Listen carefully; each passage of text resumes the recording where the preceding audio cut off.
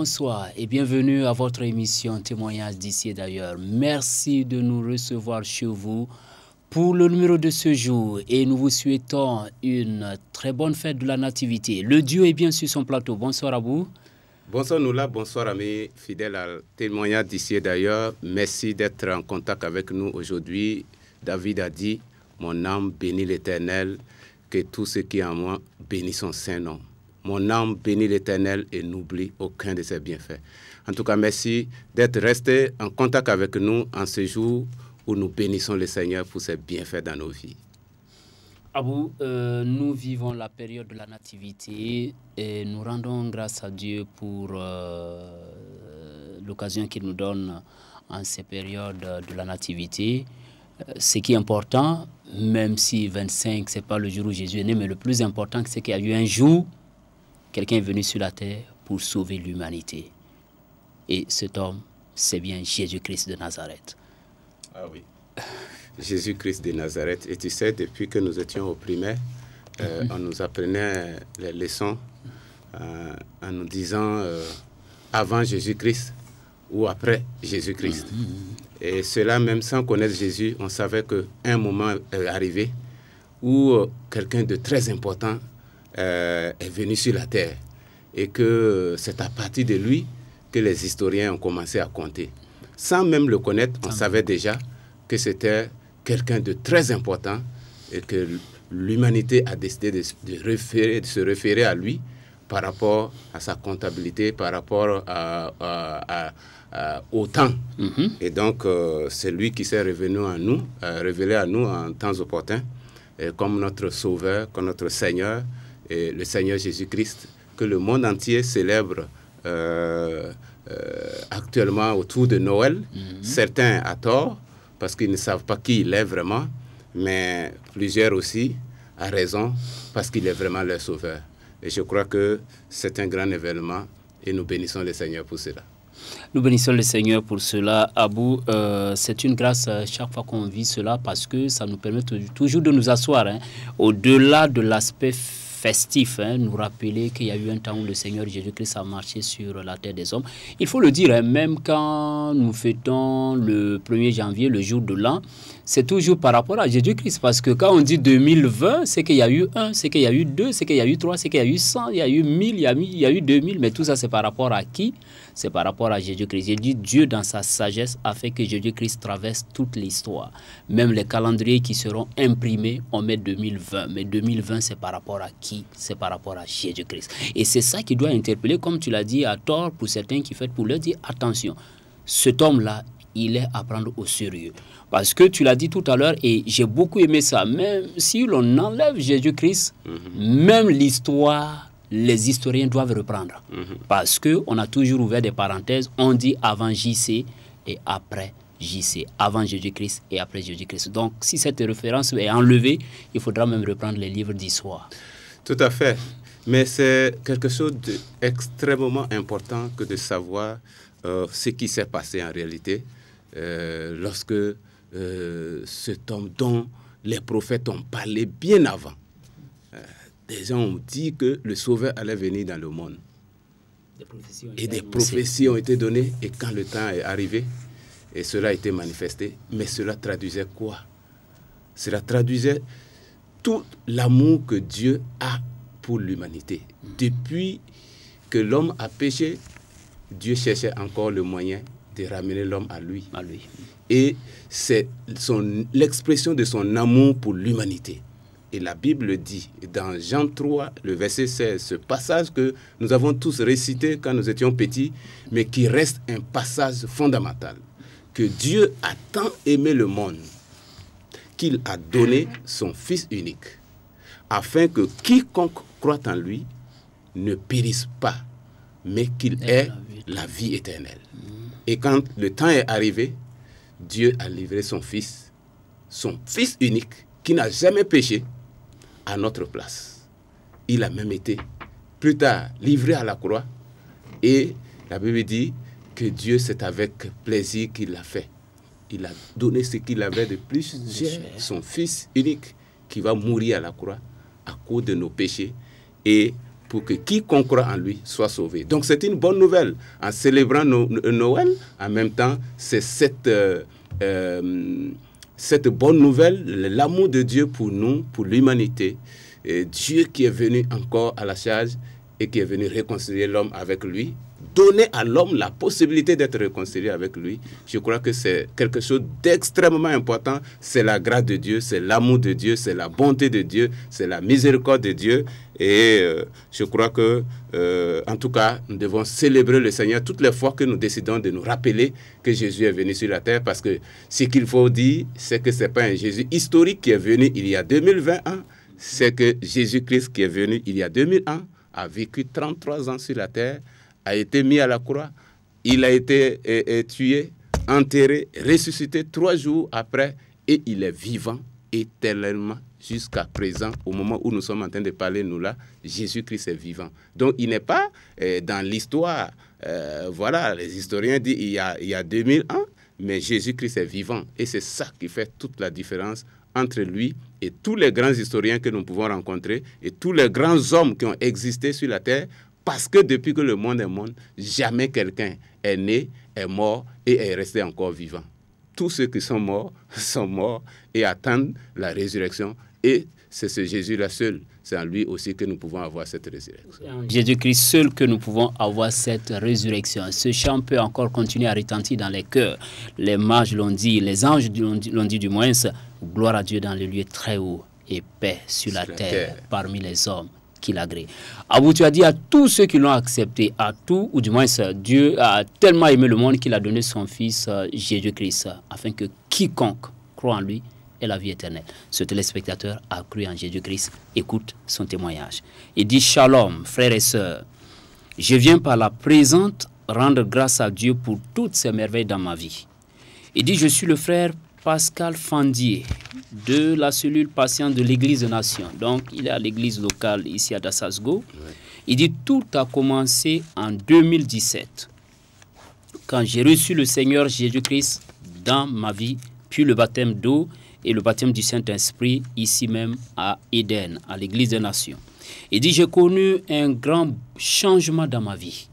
J'étais rempli de joie et d'une paix véritable. J'ai alors décidé de partager cela avec ma famille qui était entièrement dans l'animisme.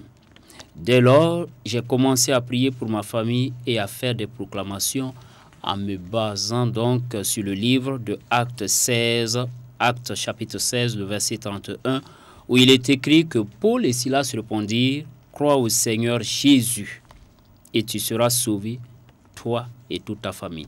Et effectivement, mes 2 sœurs, Abou, écoute bien maintenant, il dit: mes 2 sœurs, mon petit frère, mon grand frère et toute sa famille se sont donnés au Seigneur Jésus. Je rends grâce à Dieu pour mon père et ma mère qui n'ont pas encore fait publiquement, car j'ai la certitude que cela n'est qu'une question de temps. En ce qui concerne ma propre vie, il dit: sa grâce n'a point manqué dans mes études, qui se sont couronnées de succès année après année. Le Seigneur Saint-Esprit, mon glorieux enseignant par excellence, me conduit jour après jour et va souvent jusqu'à me révéler les choses sur lesquelles vont porter mes examens, et cela se passe ainsi avec certitude. Il me conduit également dans les profondeurs de la parole de Dieu à travers les riches enseignements de nos parents spirituels, papa et maman Karambiri, pour lesquels je bénis le Seigneur. Que toute la gloire, la louange et l'honneur reviennent à notre Dieu au nom de Jésus. Amen. C'est signé donc Pascal Fandier, voilà, qui rend grâce au Seigneur. D'abord pour lui-même son salut, mais aussi pour sa famille, parce que là nous voyons un grand nombre de sa famille qui déjà est venu à Christ, et ça ne peut qu'être la joie. Pour quelqu'un qui en 2017, à peine 2 ans à bout. Ah oui, ça c'est un très grand témoignage. C'est un grand témoignage à bout. Et pour le dire, nous là, il faut reconnaître que il n'y a pas un événement, quand un homme naît là, il n'y a pas un événement aussi important dans la vie de l'homme que sa rencontre avec Jésus-Christ. C'est vrai. Il n'y a pas. C'est vrai. Parce que Jésus-Christ, c'est la vie. C'est lui-même, il dit: je suis le chemin, la vérité et la vie. Et je pense que quand les gens viennent sur la terre, personne ne veut venir mourir. C'est vrai. Nous vivons et nous voulons vivre la bonne vie sur la terre et au-delà. Mais quand un homme, dans sa vie, finit par rencontrer celui qui est la vie, la véritable, la vie éternelle, je crois que c'est le plus grand événement qui arrive dans sa vie. La Bible dit qu'il devient une nouvelle création. Les choses anciennes sont passées. Toute chose devient nouveau. Et tu vois, alors il est pardonné, ses péchés sont pardonnés, il est réconcilié avec Dieu, il devient enfant de Dieu. C'est le plus grand événement de sa vie. C'est ça. Et que Fandier et Pascal nous écrivent pour rendre grâce à Dieu pour ce qui est arrivé dans sa vie en 2017, moi je trouve que c'est l'un des plus grands discernements qu'il a eu, parce que c'est la chose la plus importante. Jésus-Christ est venu pour donner la vie et que nous soyons dans l'abondance. Amen. Et c'est dans tous les domaines. Alors, maintenant, nous voyons que la parole de Dieu est en train de s'accomplir, et pour lui, et pour sa famille. Parce qu'il a dit, comme il est écrit, crois au Seigneur Jésus, tu seras sauvé, toi et ta famille. Et lui, il est en train d'expérimenter déjà ses frères, ses sœurs, qui aussi ont donné leur vie au Seigneur Jésus-Christ, qui ont expérimenté déjà la grâce de Dieu est en train de visiter les membres de sa famille. Ce n'est pas un mérite, ce n'est pas que ce n'est pas ses efforts, mais la parole de Dieu, la grâce de Dieu est en train de couler, en train de toucher tous les membres de sa famille. Et nous rendons gloire au Seigneur pour son amour manifesté dans cette famille Fandier et qui est en train d'atteindre tous les membres, même si il dit que pour son père et sa mère, ça n'a pas été encore publiquement manifesté, mais lui, il rend grâce à Dieu déjà pour cela. Et je pense que là aussi, c'est une très bonne attitude. Une attitude de foi. Voilà, c'est une attitude de foi, rendre grâce à Dieu en toutes choses et en ayant confiance à ce que Dieu a déjà dit, que tu seras sauvé, toi et ta famille. Amen. Et Dieu fait tout chose belle en son temps. Et je crois qu'au temps convenable, la grâce de Dieu va visiter son père et sa mère. Et je crois que l'action de grâce va continuer dans cette famille-là. Abou, je me rappelle, il y a quelques années, nous étions en sortie d'évangélisation avec un groupe. Nous avons rencontré une dame qui a déclaré être une de nos sœurs. Et elle a dit cette phrase que j'ai toujours gardé à moi. Elle dit non, ce que le monde ne comprend pas, c'est que quand on donne sa vie à Christ, il y a cette paix et cette joie. Elle ajoute, mais comme souvent, on ne peut pas enlever ça, montrer aux gens, comme ce n'est pas quantifiable, des trucs qu'on peut enlever, montrer aux gens, les gens ne comprennent pas. Il dit, il y a cette paix, il y a cette joie. Et c'est ça, les gens doivent comprendre. C'est ça la différence fondamentale entre Jésus-Christ et la religion. Parce que Jésus-Christ te donne sa propre paix. C'est ce que le frère dit. Hein. Je ne sais pas si tu as remarqué, il dit, j'étais rempli de joie et d'une paix véritable. Il dit, quand j'ai donné ma vie à Jésus-Christ. Donc, au moment où nous fêtons la nativité, c'est le moment de savoir que si Jésus-Christ entre dans ta vie, tu peux vivre la joie, la paix, en dépit des circonstances qu'on peut avoir autour de soi. Absolument, absolument vrai. Et parce que si vous n'avez pas la connexion avec Jésus, si vous ne rencontrez pas Jésus, si Jésus ne vient pas dans votre vie, il y a quelqu'un d'autre qui, lui, s'invite dans la vie de tout le monde. Lui, c'est l'accusateur. Il va toujours tendre le doigt vers tes péchés et t'accuser devant Dieu et dire, à cause de tes péchés-là, tu dois venir avec lui en enfer.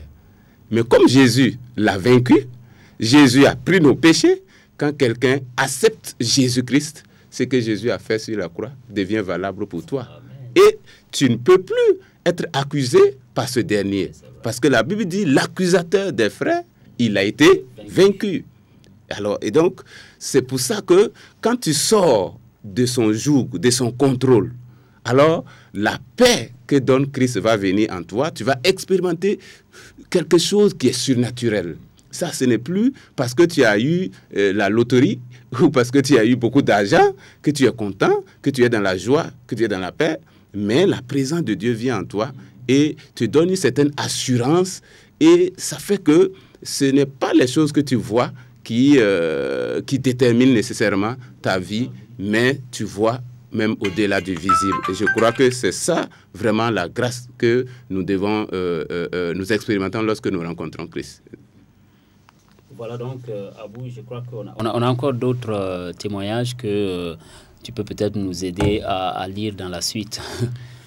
Oui, tout à fait. Comme tu le sais, hein, nous avons reçu beaucoup de témoignages. Nous avons sélectionné juste quelques-uns ce soir. Exact. Et tu vas me permettre donc de lire celui d'un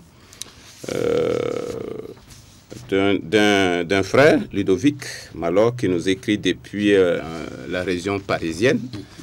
Alors, il dit, je vous appelle papa, bonjour papa Karambiri, car pour moi, vous êtes véritablement un père. J'apprends beaucoup au travers de vos différents messages et sujets que le Seigneur vous accorde la grâce de libérer. Cela fait plusieurs mois que je sentais le désir de vous dire merci, mais je n'osais pas. J'ai donné ma vie à Jésus-Christ en 2005 et passé par les eaux du baptême en 2007. J'ai commencé à vous écouter dans cette période-là, mais j'étais souvent distrait en vous étonnant, vous écoutant. Par manque de connaissances, j'ai laissé un temps le christianisme. En 2009 et 2014, alors que j'étais en recherche d'une église, me sentant en danger dans le monde et dans une détresse financière, j'ai dit à Dieu d'abord, je me redresse financièrement, puis je reviens. Ma situation financière s'étant améliorée, je n'ai pas tenu parole. Tu suis bien, nous là? Je suis. Mais un jour, audiblement, j'ai entendu cette voix. Tu connais la vérité, retourne à la vérité. De par mon père, j'ai été témoin de Jéhovah, de mon enfance jusqu'à 17 ans et demi, puis musulman, presque 2 ans durant, mais je sentais que ce n'était pas toujours ça. Ensuite, je me suis baptisé catholique, et ensuite, quelque chose n'allait toujours pas en moi. Puis enfin, en 2005, j'ai accepté Jésus-Christ dans une église baptiste, et là, je savais que j'avais pris la bonne décision, Jésus-Christ. En attendant cela, je savais que le christianisme était le chemin. J'ai alors dit à Dieu, on continue là où on s'était arrêté tous les deux. Une phrase que vous avez prononcée auparavant qui avait retenu mon attention. Dieu m'a entendu. J'ai rejoint une assemblée. Je me suis mis à vous écouter, à écouter Papa Karambiri avec plus d'attention et ai été délivré de la pornographie. Car je luttais avec la pornographie depuis 2006, au moins. L'enseignement sur la présence de Dieu m'a interpellé et je cherche encore à ce jour à la cultiver. Une nuit, je vous ai vu en songe qui m'indiquait un chemin. Dernièrement, dans un second songe encore, j'étais à Ouagadougou, au CIE MIA. Après le culte, je vous ai croisé et vous m'avez serré la main et dit « Quelle fraîche onction !»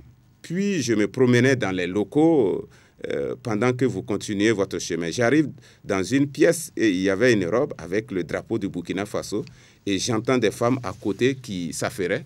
Je regarde par la fenêtre qui était en terre cuite avec de jolis motifs et votre épouse, notre maman Karambiri, me regardait également par le trou de cette fenêtre. De loin, puis elle balayait le sol. Ensuite, je vois une partie des bâtiments. C'était pendant la construction du bâtiment que vous occupez actuellement. Alors, je voulais vous remercier pour l'enseignement sur le Saint-Esprit, commencé en début d'année jusqu'à présent. Je n'ai pas tout assimilé, mais j'apprends à communier petit à petit avec le Saint-Esprit et surtout à reconnaître sa voix quand j'en ai assez de vivre en dessous du standard divin. Merci très cher Papa Karambiri, que le Seigneur continue de vous fortifier encore et encore. C'est le frère Ludovic Malor de Nanterre en région parisienne. Nous là, shalom. Shalom. Voilà, donc un autre témoignage de rencontre avec Christ et d'un téléspectateur qui est connecté avec nos parents spirituels et qui voit l'effet des enseignements dans sa vie. Nous là. Voilà, quelqu'un qui dit qu'il est fatigué de vivre en dessous du standard divin. Et quelqu'un qui se sentait donc en danger dans le monde et qui a reconnu que le christianisme est la véritable voie. Tout à l'heure, tu l'as dit, Jésus a dit, je suis le chemin, la vérité et la vie. Parce que plusieurs fois, l'homme de Dieu, le docteur Karambiri, nous l'a toujours enseigné, le christianisme, c'est la vie de quelqu'un en un homme, c'est la vie de Christ. C'est-à-dire ce n'est pas de l'effort. Parce que souvent, il y a beaucoup à bout qui le reconnaissent, qui disent, mais on sait que chez vous, c'est la vérité. Ouais. Mais je dis, mais si tu sais que c'est la vérité, pourquoi tu traînes encore les pas? Parce que les gens pensent que c'est un fardeau, les gens pensent qu'il faut fournir de l'effort. Mais ils oublient qu'en réalité, non, c'est la vie de quelqu'un dans un homme. Donc c'est cette personne en réalité qui t'amène. L'apôtre Paul a dit, ce n'est plus moi qui vis, mais plutôt c'est Christ qui vit en moi. Et c'est ça qui fait toute la différence. Toute la différence. Et quand on ne comprend pas cela, on peut avoir peur. Quand on regarde tout ce que Dieu dit de faire, il n'y a pas quelqu'un qui peut faire ça par lui. Il n'y en a pas. Alors là, il faut être suffisamment humble pour reconnaître qu'il n'y a personne, qu'il soit pasteur ou qu'il soit prêtre, quel que soit son rang, qui peut vivre la vie de Christ, la vie chrétienne, par lui-même. Par lui-même, c'est vrai. C'est Christ, lorsqu'on l'accepte, il vient à nous par son Saint-Esprit. Et son esprit vient nous donner la capacité de vivre la nature de Dieu. Parce que Dieu est esprit. Et quand son esprit vient à nous, il nous donne de vivre la nature de Dieu. Alors, Dieu est esprit, et l'esprit de Dieu est en nous, il va nous donner d'aimer là où nous ne pouvons pas aimer. Il va nous donner de pardonner là où nous ne pouvons pas pardonner. C'est pour cela que quand les gens deviennent chrétiens, souvent les gens croient que les gens sont devenus bêtes. On me dit, mais ces gens-là, vraiment, on dirait qu'ils ont perdu la tête. Tout, ils parlent de pardon, ils parlent d'amour, c'est comme des gens faibles. Alors que non, en fait, ce n'est plus nous qui vivons, c'est Christ qui vit en nous. Amen. Et c'est ça qui fait que nous pouvons faire des choses que nous-mêmes, notre chair, n'accepterait jamais faire. Voilà. Parce que certains nous le disent, ah mais si je viens chez vous, donc je ne peux plus aller en boîte de nuit, si je viens donc, je dois arrêter de courir. Mais c'est comme s'ils pensent que c'est un fardeau. Et souvent même certains pensent que quand on devient chrétien, on souffre. Ceux qui sont au loin, quoi. Mais ils n'imaginent pas la joie et la paix qu'il y a dans cette vie chrétienne. Tout à fait. Abou, il y a une autre sœur qui nous écrit. Elle dit bonjour. Elle dit, je préfère pour plusieurs raisons garder l'anonymat. Je vous salue dans le beau et précieux nom de notre Seigneur Jésus-Christ. Je suis heureuse en Christ. La vie est belle, stable, quand on s'appuie sur le Seigneur Jésus. Elle dit, j'ai grandi dans une famille paternelle chrétienne. J'ai appris à aimer le Seigneur, à m'attacher à ses voies progressivement, lentement et sûrement. Surtout lorsque je me suis marié à un païen sans me rendre compte. Selon moi, il était chrétien, car voilà, et sa famille semblait l'être. Sa maman semblait très pieuse. J'ai vécu des moments très difficiles. Et j'ai dit en 2014 au Seigneur que je vais vivre dans la joie de Christ. Je voulais que la joie de Christ remplisse mon cœur. Elle dit, car je n'étais pas heureuse. J'ai dit au Seigneur que je ne peux pas être chrétienne et vivre aussi difficilement, car la joie fait partie du fruit de l'esprit. Je vivais sous une telle oppression. Ce n'était pas facile du tout pour moi. Oppressé au service, oppressé dans mon foyer, ce fut le comble quand mon beau-père est décédé, car j'ai refusé de me soumettre à leur rite traditionnel. Il faut dire que je fréquentais une église où on ne parlait pas assez de la communion avec le Saint-Esprit, de l'importance de la relation avec le Saint-Esprit, et cela me manquait énormément. Abou, tu m'écoutes bien? Ouais, tout à fait. Il dit, depuis que je fréquente l'Église de Nation, Éden, le TBI, le Tabernacle Bethel d'Israël, en 2018, je reçois des puissants enseignements qui m'aident vraiment dans ma marche avec le Seigneur.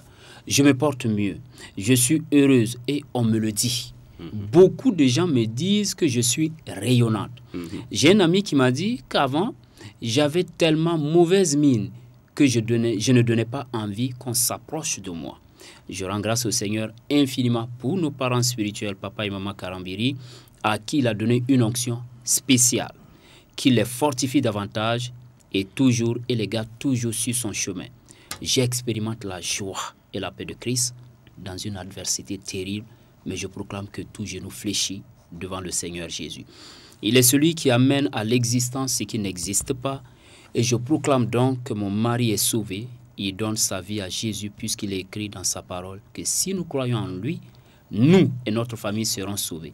Je vais donc dire à tous ceux qui souffrent terriblement qu'on peut être en Jésus, vivre dans la paix et la joie, même si le visible semble nous dire le contraire. Il ne faut pas compter sur un homme, mais sur notre papa, bon Dieu. Renchérit la sœur. Il faut donc rechercher une grande intimité avec le Seigneur, lui demander la grâce pour être très patient et persévérant. Gloire à notre Dieu très haut. Voilà une sœur qui l'a dit au départ, qui préfère garder l'anonymat pour beaucoup de raisons. Abou. Ouais, ouais, il n'y a pas de problème. Nous n'allons pas... On respecte... voilà, nous respectons cela. Et je vois que c'est une sœur qui, dans le début de sa vie chrétienne, a manqué de vigilance pour certains aspects importants de sa vie, et notamment dans le domaine du mariage. C'est vrai. Et puis, cela va constituer finalement un fardeau pour elle. Mais j'ai très bien apprécié une de ces phrases-là quand elle dit que j'expérimente la joie et la paix de Christ dans une adversité terrible. Alors, comment est-ce qu'on peut être dans des tribulations, dans des situations difficiles, et en même temps, on dit qu'on est dans la paix et dans la joie. Ah, c'est justement là le secret. C'est justement là, ce que nous avons quand nous sommes en Christ Jésus. Parce que Jésus n'a jamais dit que parce que moi, je viens dans la vie de quelqu'un, parce que quelqu'un me connaît, alors qu'il n'aura plus d'adversité ni d'opposition. Au contraire, il dit, vous aurez des tribulations, mais prenez courage, car moi, j'ai vaincu le monde. Le monde, c'est ça. Alors, donc, je crois que, et aussi, en même temps, nous tous, nous sommes exposés à des adversités, à des défis, à des situations contradictoires de notre vie, mais nous devons apprendre à vivre la foi, à compter sur le Seigneur, à rester ferme dans notre foi, même dans l'adversité. Et c'est ça le bon combat de la foi. Et je crois que c'est une très bonne chose d'entendre ça donc de cette sœur-là, qui travaille des moments difficiles, mais qui expérimente la paix et la joie en Christ Jésus. Amen. Abou, les choses sont allées très vite parce que là, je crois qu'on nous signale que nous n'avons plus beaucoup de temps et qu'on est pratiquement au thème du numéro de ce jour. Et c'est une très grande joie d'être toujours en compagnie de nos fidèles téléspectateurs. Mais les dire en cette période de la nativité, à chaque fois que quelqu'un peut manger ou bien s'habiller, de se poser la question au juste, c'est pour qui je fais ça? Tout à fait. Au juste, c'est pour qui je fais ça. Et chaque fois qu'on écrit une date, que ce soit pour quoi que ce soit, en banque, avec un chèque, ou une lettre que nous écrivons à quelqu'un, quel que soit ce que nous sommes en train de faire, lorsque nous allons écrire le 31 décembre 2019, rappelons-nous que nous sommes en train de dire, il y a 2019 ans, le Sauveur, Dieu a envoyé le Sauveur de l'humanité sur la terre. Et qu'est-ce que moi j'en ai fait? Il est venu sur la terre et c'est pour un but. C'est pour me sauver. C'est pour me pardonner. Et il ne me demande pas de payer. Il me dit simplement de croire. Quelle est ma position vis-à-vis de ce Jésus-là? Est-ce que je vais rencontrer Dieu un jour sans avoir fait la paix avec Dieu? Sans avoir donné ma vie à ce Jésus-là? Alors que Dieu a tout accompli. Je ne pourrais pas dire que je n'ai jamais entendu, parce que même en écrivant la date, je suis en train de dire que Jésus est venu, mais c'est moi qui ai décidé de ne pas le recevoir. En tout cas, ma prière, et nous là, c'est que tous les téléspectateurs de la télévision du Royaume des Cieux, que chacun, à un moment donné de sa vie, fléchisse genoux et ouvre son cœur pour accepter Jésus-Christ comme son Sauveur et son Seigneur personnel, et expérimenter la vie divine, le surnaturel de Dieu, la réconciliation avec Dieu. La réconciliation avec Dieu, accepter le Seigneur Jésus-Christ. Voilà la plus grande aventure de votre vie que vous n'allez jamais regretter. C'était le numéro de ce jour. Et nous voulons vous rappeler que vous pouvez nous écrire. Vous pouvez nous envoyer vos témoignages. Comme vous l'avez vu ce soir, on a lu. On n'a même pas fini ce qu'on avait sous la main compte tenu du temps qui nous est imparti. Nous croyons que vous également, vous allez le faire à l'adresse email qui s'affiche au bas du petit écran. Si vous voulez aussi, appelez-nous et nous verrons dans quelle mesure programmer votre passage ici à TIA. Merci d'avoir été de nôtres. Merci à toute l'équipe de réalisation. À très bientôt pour un autre numéro de TIA. D'ici là, joyeux Noël encore. Et d'ici là, que la paix de Christ soit avec vous. Amen. Merci.